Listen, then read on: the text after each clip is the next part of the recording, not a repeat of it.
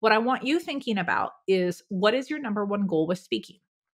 Are you trying to attract more of those higher ticket one-on-one clients, or are you trying to build an audience for your more scalable solution? What I find 9 times out of 10 with clients who are looking at speaking is they're looking for higher numbers because they want to get out of that one-on-one work and into more of the scalable work. So, what I would say is you don't need to worry about your message speaking to two audiences. You need to get clear on which audience you're trying to magnetize. And 9 times out of 10, we need to build our personal brands around the larger scale audience with the larger scale offers, if that's the kind of business we're trying to create.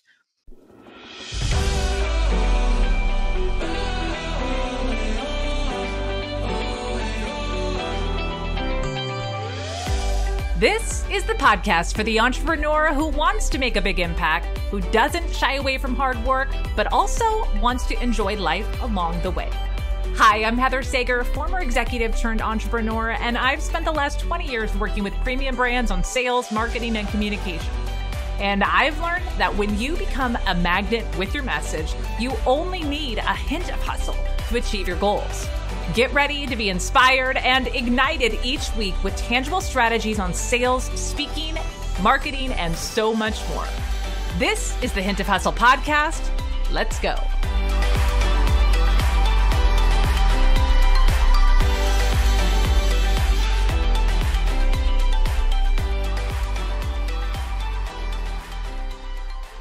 Well, hey friend, welcome back to another episode of the Hint of Hustle podcast. I'm recording this on a beautiful, sunny, yet freezing Saturday morning here in Bend.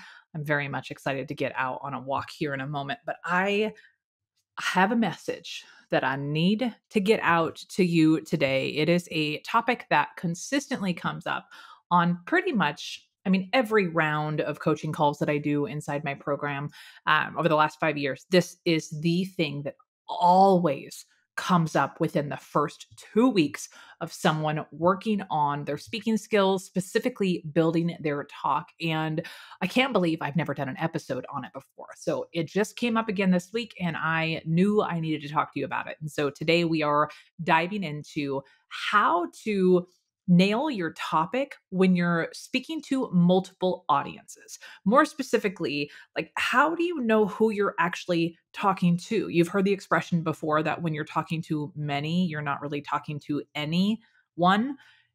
This is true when you speak. So how do we find that balance between ensuring that your talk is going to be applicable to all different kinds of stages while not breaking that whole rule around being so generic? Nobody's going to, one, choose you to speak, and two, nobody's going to remember you if you do. So how do we solve that problem? How do you address it? I'm going to deep dive in with you how I would coach a client on how to do it. So you're getting some paid content on today's episode. But I just have this, when you have this just deep knowing that you need to talk about something. I'm not a believer like a lot of marketers where it's like you hold back the good stuff for the paid programs. No, as you know, on this show, I am very much, I'm going to tell you all the things. I'm going to give you the tools, reading through the most recent podcast reviews on the show, which thank you, by the way, for those of you who rallied this last week for my birthday, left a podcast review and followed the show. I'm so grateful for you. I just give. I give on the show. It's my whole generosity thing for 2024, but also it's just how I roll. I am not a huge fan of fluff. I am how do we get some ish done and develop the skills? You know that. So we're gonna dive into it. But first, let me just share with you a fun little thing. So last night, we took the kids up to the mountain. If you've been listening to the show, I moved my family from the Portland area to Bend, Oregon, Central Oregon last year. And one of the reasons why we moved is my husband and I are both active people. He specifically loves outdoor active. Me, I like to walk outside, but I wouldn't call myself a mountain hiker, climber person. When it comes to water sports, I'm more of a water adjacent person. However, I like the idea of being in the outdoors a lot more. And I like the idea of raising my kids, especially high energy boys, in the outdoors. So my husband is a snowboarder. I going to giggle because when my husband and I met, I told him I snowboarded, in the early dating process. I'm like, yeah, I totally snowboard, which I had been snowboarding a handful of times, including when I was 14. I went with one of my friends up to the mountain to take lessons for the day. Fast forward, my husband and I met when I was 24. So 10 years later, I only been snowboarding one other time, but I'm like, sure, I have snowboarding pants. Let's do this.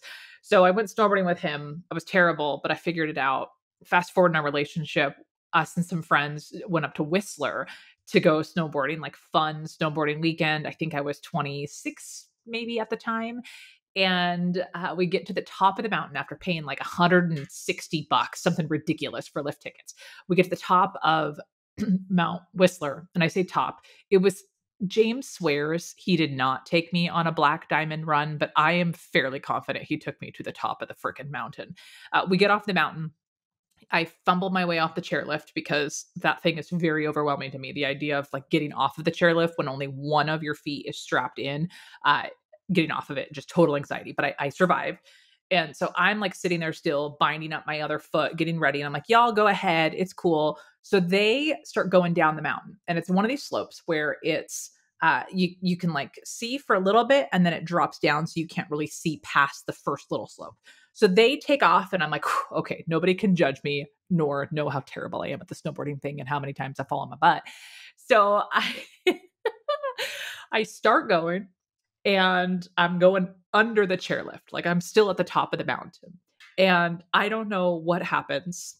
Karma probably takes over and I just lose it to the point where I am now in like a full barrel roll, face plant into the snow. My gloves are flying. My cell phone flies out of my pocket. And like I am just rolling under the chairlift, like ba-dum, ba-dum, ba-dum, ba-dum, ba-dum. And I finally land on my back and I look up and I'm literally on the chairlift and I could just see people in horror watching this like disaster of a snowboard train wreck that just happened. It's me. And I instantly know that something is wrong. Now, cut to the little part of the story that you may or may not know about me. I was born with a genetic condition called osteogenesis imperfecta, which means I have super breakable bones, which means, yes, I am double, triple, quadruple stupid. I should not be snowboarding, but whatever. My bone condition has never held me back. I just broke a lot of bones growing up. So I hadn't broken a bone since I was, I don't know, 15, 16 years old. So here I am, super cocky, confident, pretend snowboarder on the mountain. And I'm laying there. I'm like, shit, my wrist is busted, like busted to the point where I can't even lift up my own arm. So I take my left hand over to my right hand, pick up my own wrist and pull it into my chest to create like a makeshift sling between my boobs. And I'm sitting there sitting up and I'm like, oh crap. Oh crap. Okay, my phone is not anywhere. Also, this is 2006 where cell phones are a thing, but like text messaging wasn't. There's no internet, anything. I don't even know if we had phones on us, right? But they were the little flip kind. So I'm like, well, what am I gonna do? So I'm looking down and my wrist is shattered. Like it is flop. It is in two pieces. And I'm in shock. And so people come running over, right? Snowboarding over to come help me. And I'm just sitting there like, oh my gosh, what do I fricking do? Funny enough, on the chairlift were two American doctors. Whistler is Canada, just to clarify, if you live outside of the area and you're not quite sure. So I'm American. I was in Whistler. I was out of the country. Two American doctors come flying down the hill and they're like, oh my gosh, we saw you biffed it. They're looking at it. They're like, this is totally shattered. We need to get you to the hospital immediately. And I'm like, okay. And I'm looking around like, what am I going to do? Like, I am by myself. The rest of my party, I have no idea where they are. So I look at this guy and I'm like, I need you to do me a favor. I need you to haul ass down the mountain and look for the man in the neon turquoise and hot pink snowboard pants. That is not my boyfriend, but the guy with him is. His name is James. Go find him and tell him to get his ass back up here because I broke my arm. So he goes flying down the mountain. Probably 20 minutes later, James comes hiking with snowboard in hand, trudging up the mountain, and the look on his face was just complete and total shock. He knew about my bone condition, but I don't think he had any idea. To wrap up the story, I ended up being escorted down the mountain on a gurney attached to skis, hopped up on laughing gas. So I thought it was hysterical. In fact, as soon as James came up, I shoved my cell phone in his hand and told him to start taking photos because I needed to share them with my sisters because this was not my first broken bone rodeo. And I knew it was going to be one hell of a story. And I was hopped up on some very good drugs. I ended up down at the hospital. I spent the day down there. They totally loaded me up with Percocet, reset my arm, told me I needed to go back to America and get surgery. And I giggled and sent James back up to the mountain because we spent a lot of money on those lift tickets, and I let him go. But I always it's just ridiculous. I had very high confidence on that journey and very low skills, which serves as a lesson for so many things in life. But now I want my kids to know how to snowboard. I want them to be able to have fun. So we went up the mountain last night and they had a lot of good time. But why do I share this story with you? Well, one, it's friggin' hilarious that even your girl Heather evidently has a bit of an ego and sometimes takes things on that maybe she shouldn't.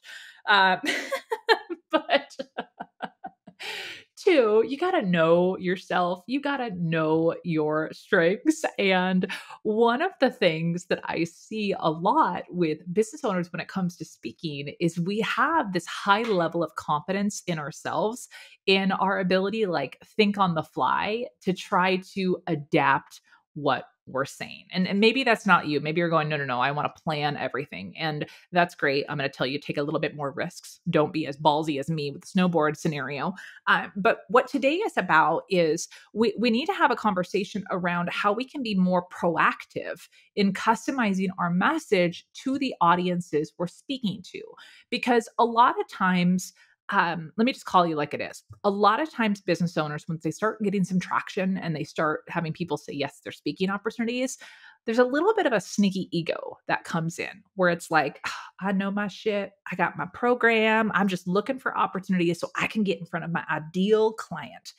And this is where the ego takes in, where it's like, who can I find that I can get in front of so that they can hear my message and then want to work with me? It becomes a little cocky. And I giggle at this because this is the dichotomy that happens when growing a business. You have all these conversations where, hey, I'm passionate about this thing. I want to help people. I want to serve people. I want to serve more people. But then we start getting some traction and you find yourselves going, how do I make the math work? I just need to get in front of more people. If more people heard my message, then they're going to buy my offers. And it's still really centered around how do I get the right people in front of my message so that they'll buy from me. And I understand and I support strategy in business. In fact, my whole platform around speaking with purpose is rooted in strategy. Make sure that you understand the path from the message to the purchase. You have to map that out. But when it comes to speaking and serving audiences, you map all that out. And then there is an element where you got to show up and serve. You got to get in front of different audiences. One, because you got to test your message out and you got to get better at speaking at it. Like me on the snowboard, I just did it a couple times. I'm like, yeah, let's go to the top of Mount Whistler. That was dumb. I should have done the bunny slopes or the smaller things. I should have gotten a lot more practice so that I could have developed the skills around how to slow down or fall a little more gracefully, as I saw my sweet little children do last night. Levi, he was a little rock star, little 5-year-old on a snowboard. Owen, the first time we went, he was super frustrated because he saw the good snowboarders and wanted to be good out of the gate. And he got really frustrated that he wasn't. But this week when we went, he really worked hard to develop the patience and the persistency to get better. So back to you and stages. The reason why I want you to really feel confident in your talk, specifically your signature talk, is I want you to know with confidence how you adapt it to more audiences. Because here's the thing, it's going to take you some time and some experience to book quote unquote aligned audiences. This is one of the things I'm hearing all the time from business owners when I've been doing these marketing research calls over the last couple of weeks as I make these adjustments to my program. listen to last week's episode around why I decided to stop selling the super successful Signature Talk Accelerator and go all in on my coaching program, the Speaker Society, which includes how to build your signature talk. So listen to that week's episode for more. But I've been doing these message mining calls. And what I'm hearing a lot from people is what they really, really want is how do I get in front of more aligned audiences? And I'm here for that because, again, it goes back to let's think strategically and not just show up everywhere and honestly waste our time becoming busy and just speaking for the sake of speaking. We want to speak for impact. And what that means is we do want to line up what we're talking about to the right people, but it doesn't mean that every single audience is going to be an on the nose match. And that's not a bad thing. It allows you to stretch your skills, stretch your vocabulary, stretch some of the things I'm going to teach you in today's episode. It allows you to get a little broader is not the right term, but a little bit more well-rounded in talking about your message. And that's really the power of that. So let me pull up my notes here. I typed out a couple things because I really wanted to make this both inspirational today, but also really tactical because as I mentioned, that's what y'all say all the time is it's just full of the tangible, fun stuff. So let's talk about a couple things here. So one of the first things that people ask me on our coaching calls inside the Speaker Society or in my previous programs before we went all balls to the wall in the Speaker Society, when we get to the phase where I'm helping people develop their what we call a sticky message, which is the pillar concept of your talk, the core message of your talk. Typically I get people asking, but the who piece, who I'm talking to, get into the level of specificity you need to make a really effective talk. They get tripped up on that because they have multiple audiences. And let me give you a practical example of this. A lot of times I'm working with business owners who have kind of a double audience. So one, maybe they work with corporate organizations. And in those corporate organizations, they teach whatever it is they teach. So we'll use me as an example. Teaching communication skills to companies and their employees. Well, but then the other audience I have is, well, I also work with entrepreneurs. My programs are focused on entrepreneurs and their communication skills. Those are two different audiences. What do I do? Or another example of this is when a business owner is thinking, well, I have kind of two different ideal clients. I have my one-on-one clients where I do really high level work. And these clients are in the north of 200,000 a year, maybe north of $1 million a year. Like they're a very specific client, but my program I'm building and the audience I'm trying to attract is for my lower ticket programs. They're further behind in their journey. I'll give you an example of this if you want to go back to the episode where I coached Kim Keel on how to nail her signature talk and guest speaking topics. She was one of these people. So you could actually hear me in real time coach her through this. So go back to that episode. We'll link to it. I believe it's episode 227, but we'll put it in the show notes just in case, but you'll see that. The exclusive coaching session is in the title. But in these examples here, you hear the nuance. It's the how do I craft a message that I know needs to be specific, but there are multiple audiences? So let me take that latter example here for a moment. If you are a service provider, a coach, or a consultant, and you do more high ticket work with a more, let's say, more established or more sophisticated client, but you don't really market those services. They primarily come from referrals. And your hope is to grow more of your scalable offers. So memberships, group coaching programs, courses, lower ticket digital products. What I want you thinking about is what is your number one goal with speaking? Are you trying to attract more of those higher ticket one-on-one clients, or are you trying to build an audience for your more scalable solution?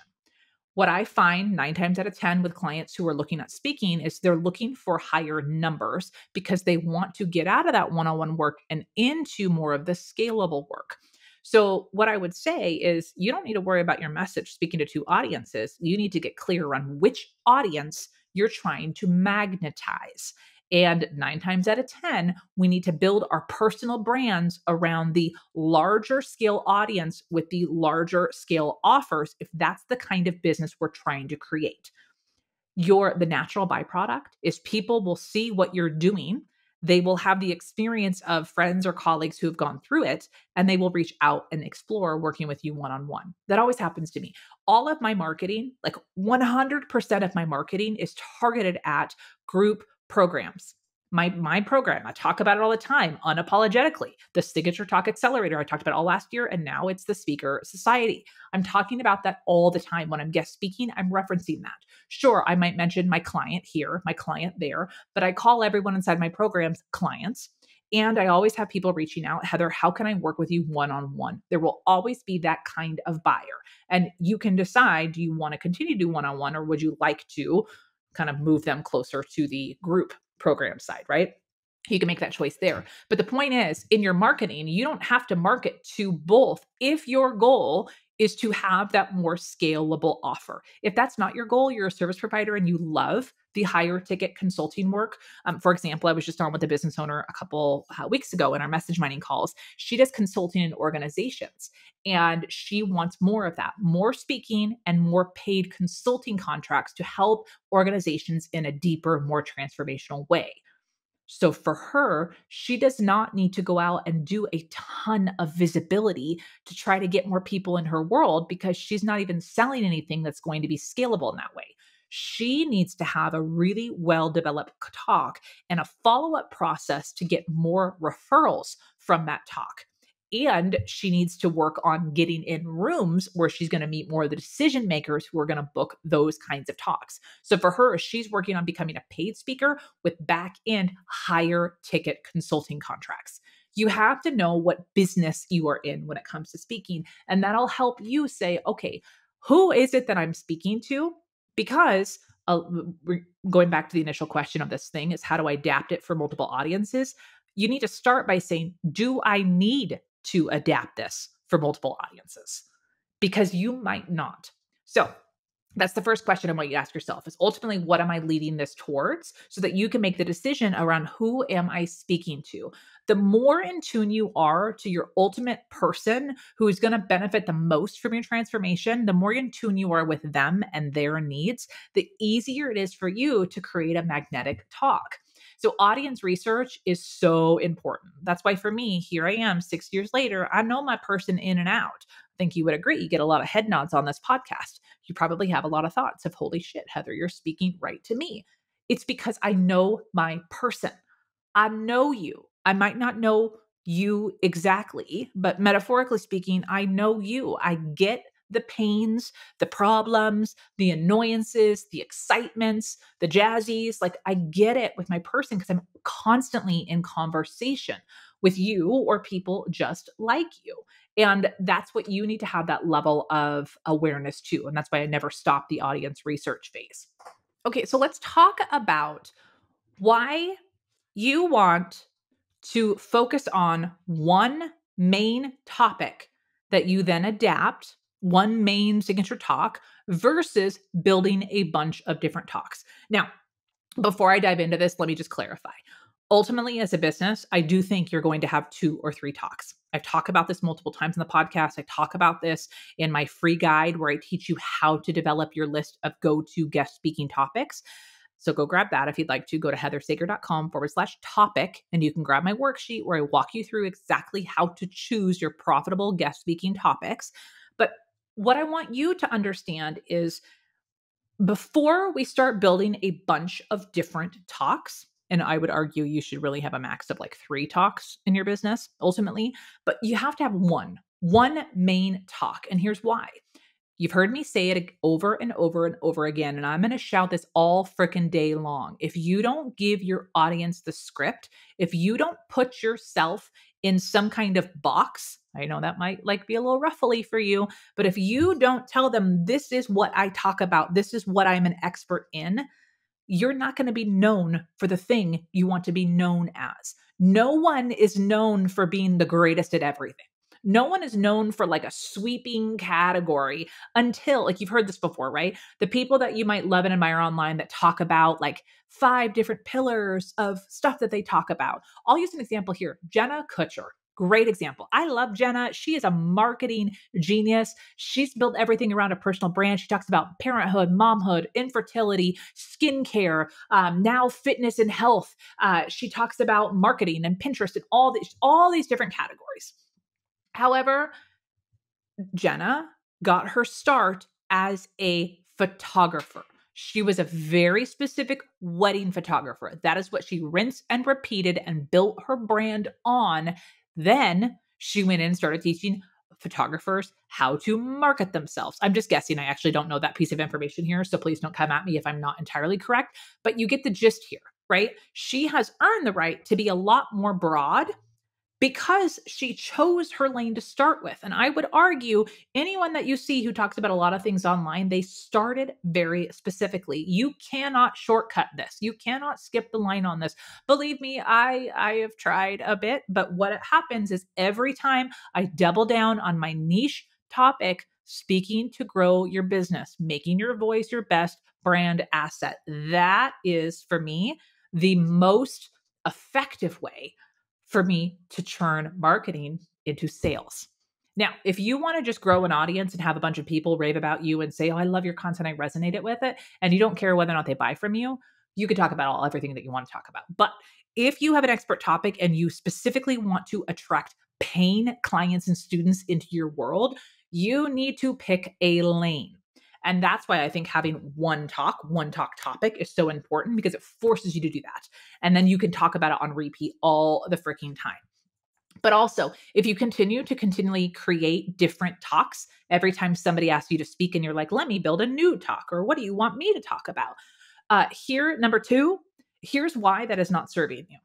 Because even if you have like, woo, that was awesome, you are constantly staying in what I call scrappy rough draft mode, or I actually call it shitty rough draft mode, but I'm creating a little PC version. And what I mean by that is you're constantly delivering your scrappy rough draft.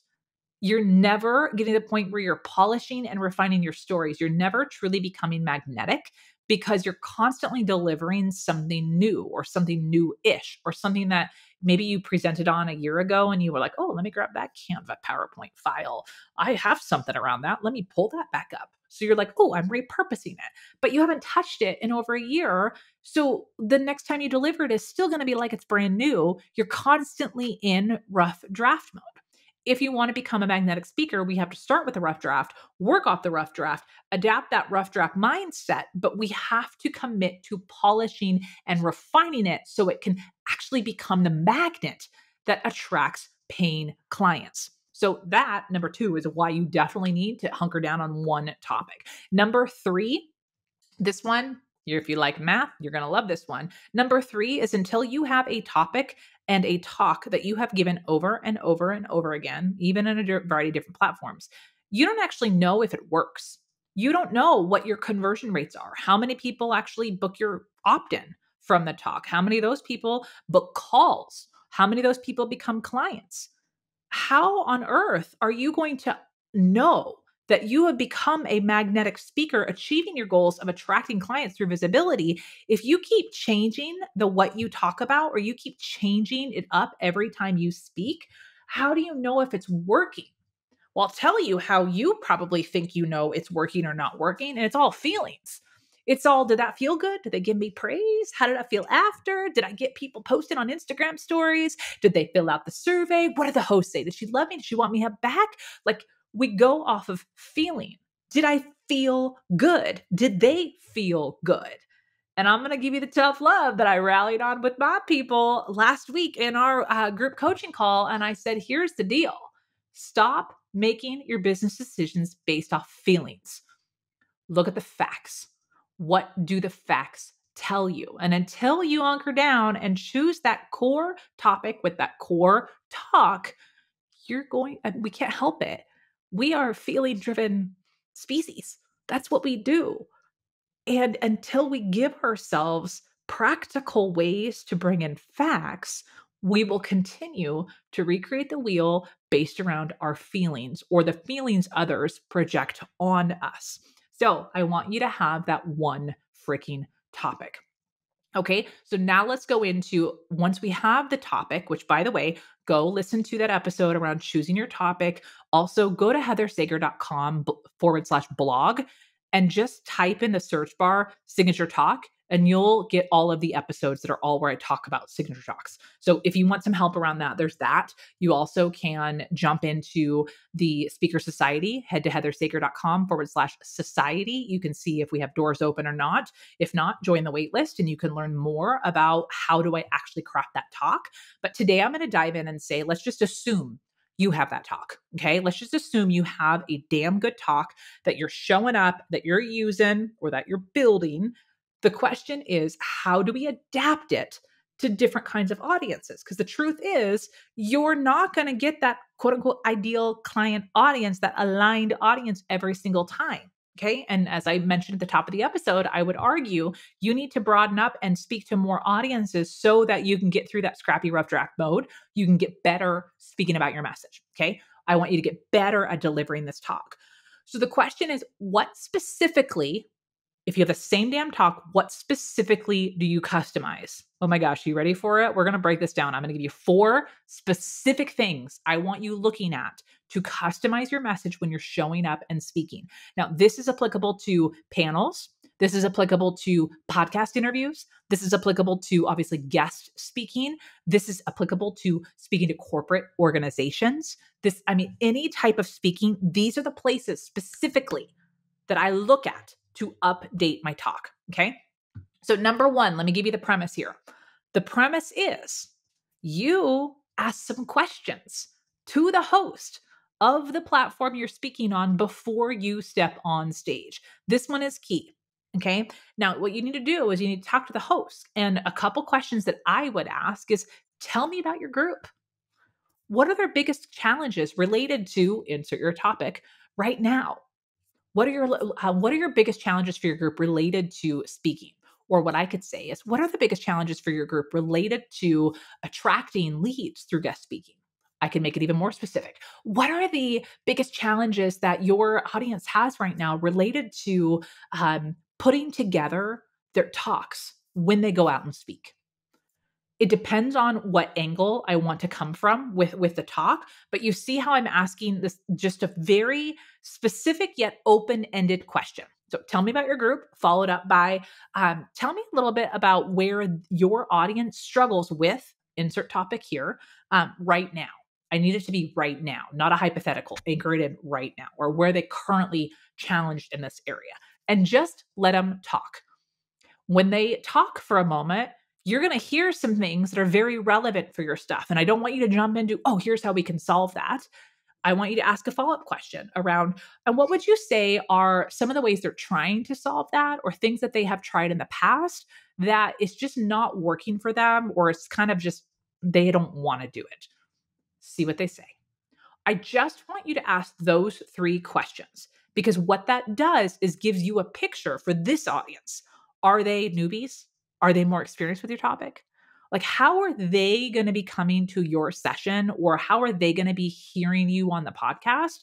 Because if you just assume you know the audience, but let's say, for example, a couple years ago, I did a podcast for my friend Paige. She is a real estate agent and runs a marketing for real estate agents company.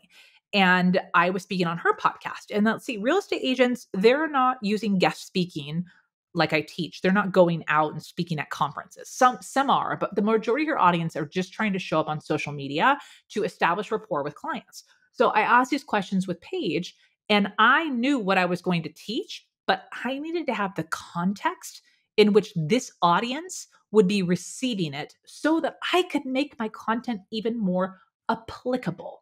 That's the key. I didn't change my content, but I wrapped it to make it more applicable. So number 1 tip I'm giving you, okay, that's number 1, I'm giving you 5. Number 1 tip is ask questions first.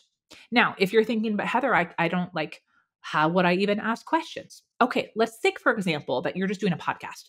I do not want you to become, your key tip here, you don't want to become a pain in the ass for the host. You don't want to be badgering them with questions. If you become too needy and too you need to make it easy for them. Your whole thing is, how do I knock this out of the park for your audience? I want you to look good, host. I want you, like your audience, to be like, oh my gosh, this was the best thing ever. You're so smart for bringing this person on. Like, thank you, thank you. You want that experience for them.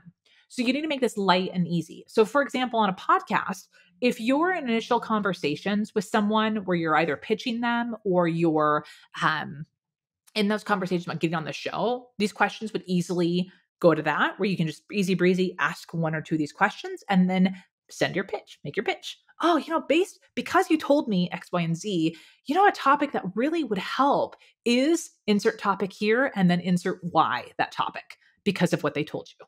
That is the easiest way you can pitch someone. Okay. So there's that. But let's say you book a show and you didn't ask these questions. When you start the interview, hey, real quick before we jump in, do your research first. Do not ask questions that you can Google. Do not go on be like, who is your audience? You should know. Okay. So I would jump into, hey, I know your audience is, for example, real estate agents looking to build their brand more so online. Can you tell me a little bit around how speaking shows up? Or hey, can you tell me a little bit about what they're struggling right now when it comes to speaking? See how I just jumped right into it? So I would say something like, hey, Paige, real quick before we start, I want to make sure I make this a slam dunk for you and your audience. Pause. I'm going to repeat that phrase. If you're driving, I want you to write this down. Hey, name, before we jump in, I really want to make sure I make this a slam dunk for you and your audience. I know your audience is blankety blank. Can you tell me a little bit of what they're struggling with right now related to topic?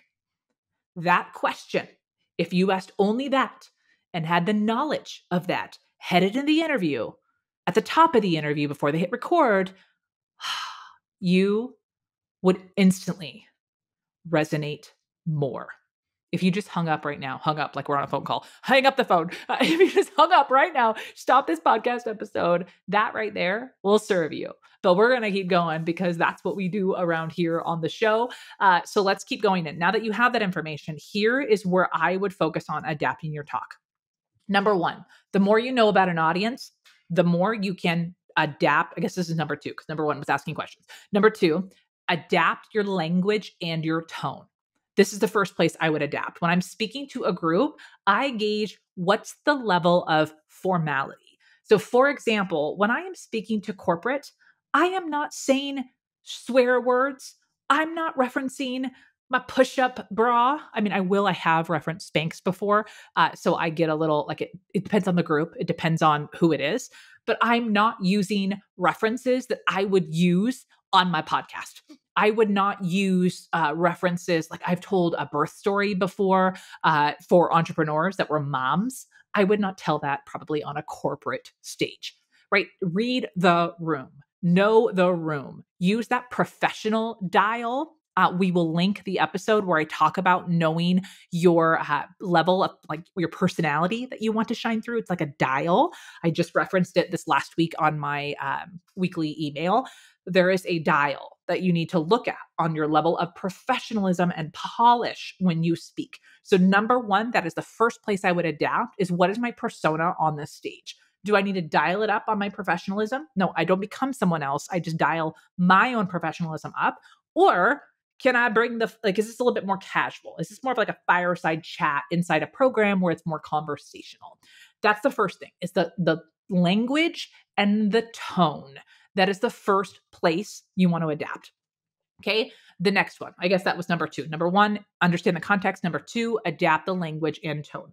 Number three, adapt your stories, metaphors, and analogies. This one is powerful. Now, your individual story, your signature story, you probably don't need to adapt that. Now, when you take the story that you tell and connect it to the audience, the lesson of the story, you want to make it relatable to that audience. But I'm talking about stories, for example, I'll use the real estate again.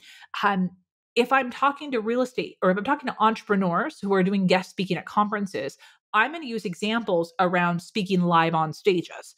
But I knew I was speaking to real estate agents where that really wouldn't resonate. So I'm going to swap out the example of live stages and I'm going to swap in going on your Instagram stories. easy swap. I'm using a different example, a different type of story, a different metaphor, or a different analogy. I'm just swapping those out. The content around confidence, structure of your message, using stories, the things that I talk about in my signature method, those are going to be pretty much the same. But the context, again, back to number one, the context is going to adapt a little bit. The story is going to adapt to make it more relevant and resonate with the audience. Okay.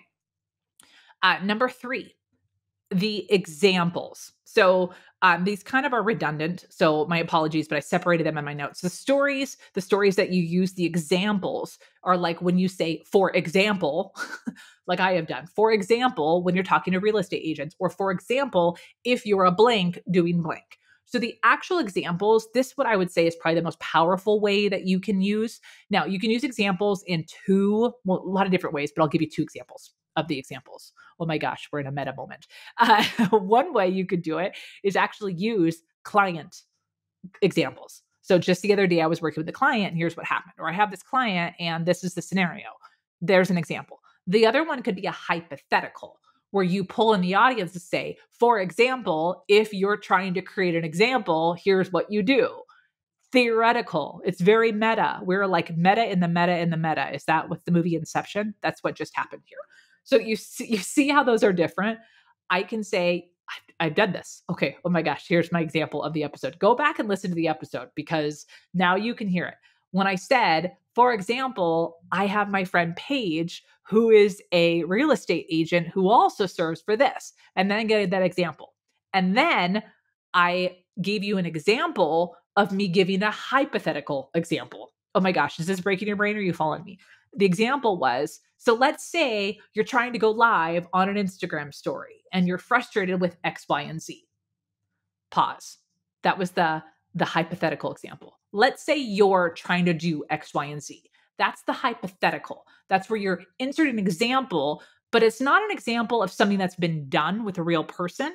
It's something that your person in front of you could easily do or might be challenged with. So point being, I won't keep going on the case that I have confused you. Examples. Oh my gosh. This is where you're going to customize. This is the most powerful way to do it because it instantly creates that connection and that resonance that you're after. Okay. Number one, we talked about asking good questions up front to get context. Number two, adapting language and tone. Number three, adapting your stories. Number four, adapting your examples. And number five, this one is the most critical, adapt your call to action. Do not have the same generic call to action with every group you speak to. Now, you could have the same list building freebie. You could have the same book a call with me. That's not what I'm talking about. I'm talking about adapting how you make that call to action. Adapting how you make that call to action. Again, you need to make sure this is relevant to this group, their most pressing challenge right now and what they want. So I want you to think about, how do you make the ask? How do you motivate someone to take action? How do you create that sense of urgency for this group right here, right now to take action? And it's about practicing your call to action. If you need some help with this one, this is an area I know people just fumble with their words. So if you find yourself really struggling around how do I say this, or you speed so quickly through it because one, you feel bad now asking to do something, even though you just spent the last hour giving, or you have spent the last hour giving, and didn't save any room for a proper call to action. So you just speed right through it or just show it.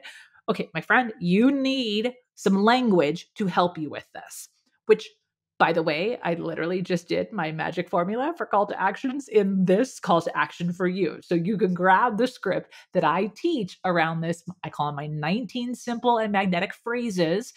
Grab those, heathersager.com/magnet. We will include the show notes. If you've downloaded this is my most popular freebie I've had out for years. If you've grabbed this in the past, it's time for you to open it back up, because if you are not smooth in making that ask, or you feel shy making that ask, you need to work on this. Number one, this is how you're going to get results from your talk. So this is a skill you must Jedi ninja freaking master.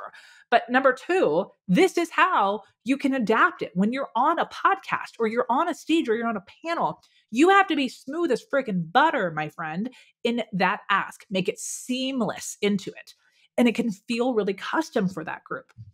So, for example, here in that, we'll go back to the real estate example. At the end of that podcast interview, I remember, trying to remember now, I sent them to, I knew, okay, based off the context questions I asked, I knew they struggled with how to look good on camera. They really struggle with, okay, what do I like? What do I even do? What lighting should I use? How could I look professional and polished without spending a ton of money? So one of the things that I had at the time was an easy breezy tech checklist to help them with the tech pieces of that. What's funny is it's not even what I teach, but it was a resource I knew that could help them, pull them into my world. And I still have real estate agents from that podcast years later who joined my world. And many of them have actually joined my program, which is pretty cool, right? So I had that checklist and I talked about, hey, if you're struggling with this, hey, if you're whatever, I went through a couple different things and I send them to that checklist. That is not my typical freebie that I offer, but I knew about that group. I curated it, put it together, and I had that as an offer. And now that's in my tool belt where I use that as a next step for people. Now, I say this knowing that those real estate specifically weren't what I would call my ideal aligned audience because they weren't necessarily looking at leveraging guest speaking as a marketing tool. They were focused more on video. And while many of my clients find a lot of benefit in their work on video, I'm not the video person. I'm not the video expert. I look at video as a practice platform to get better speaking on stages. Or I speak on stages. I just use video to supplement my brand and my credibility and to essentially build stronger relationships with people from my speaking opportunities. So they work hand in hand, but I'm not the video person. However, my message worked for this audience and it was a great speaking opportunity. I've actually done many for Pages Group over the years. And so even though it wasn't quote unquote aligned, I said yes because one, it exposed me to a new group. Two, it was a great relationship that I continue to nurture with my friend, client, and peer Paige. And three, I don't remember what I said for number one. So let's just go. Oh my gosh, this is where we're at today. This is what I get for recording a podcast on Saturday. Anyways, it's all good things. Remember, I connected back to the top of the episode. I said, you're not always going to book those quote unquote aligned opportunities.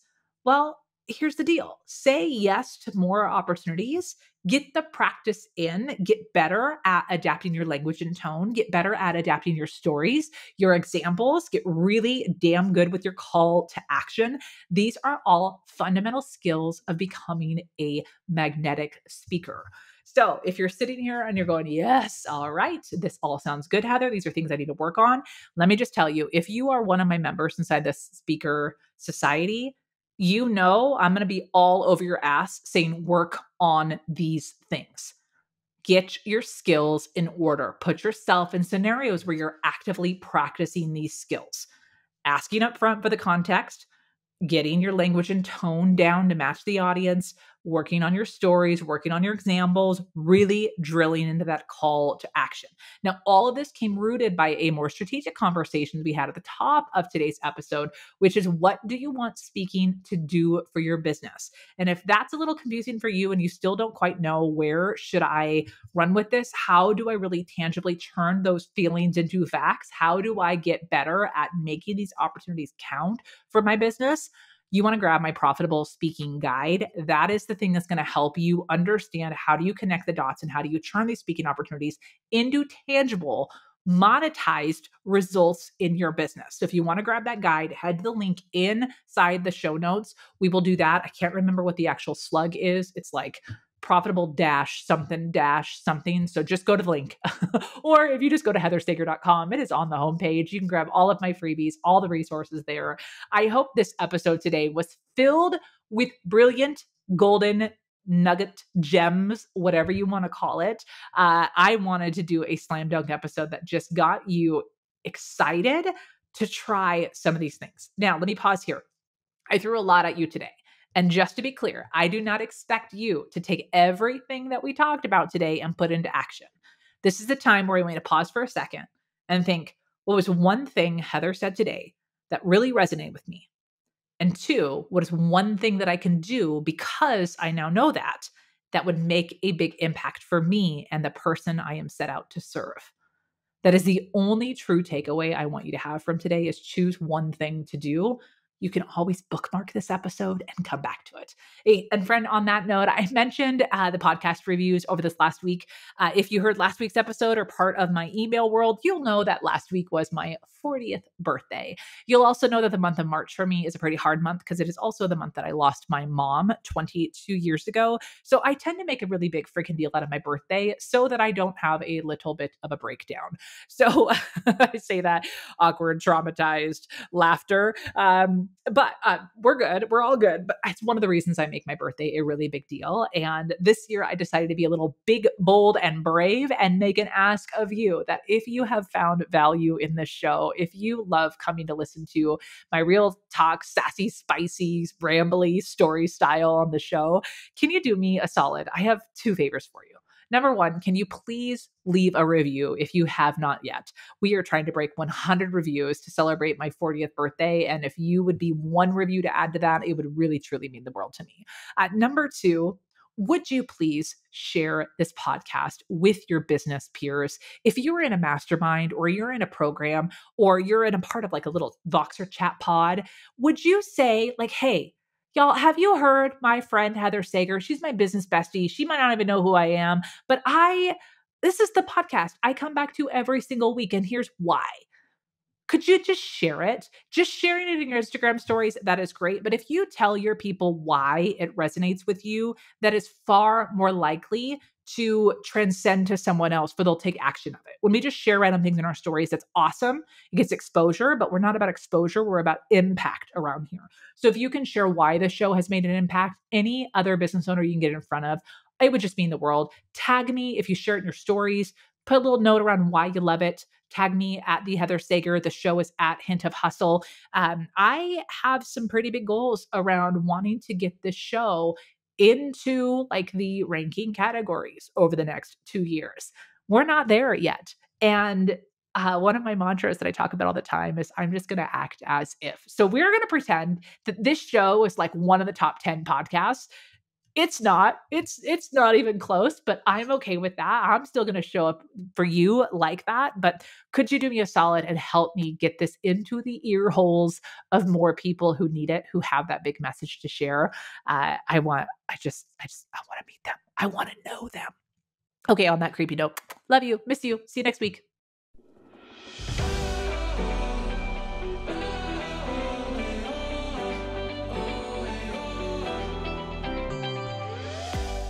Well, thanks for listening to another episode of the Hint of Hustle podcast. That flew right by, didn't it? Gosh, I hope I didn't say anything super embarrassing today, but if I did, it's pretty much on brand. If you loved today's episode, be sure to scroll on down wherever you're listening from. And if you haven't yet left a review, it would mean the world. Hit those 5 stars, tell other people who are prospecting podcasts how awesome this show is. Give us a little love. We would appreciate that. And hey, if you're hungry for more of what we do here on the show, you can peruse all of the past episodes, grab the show notes, and find out the latest free resources to help you get seen, heard, and paid for sharing your expertise. Head on over to heathersager.com. You can also grab the link wherever you're listening to this episode, and we'll see you in the next one.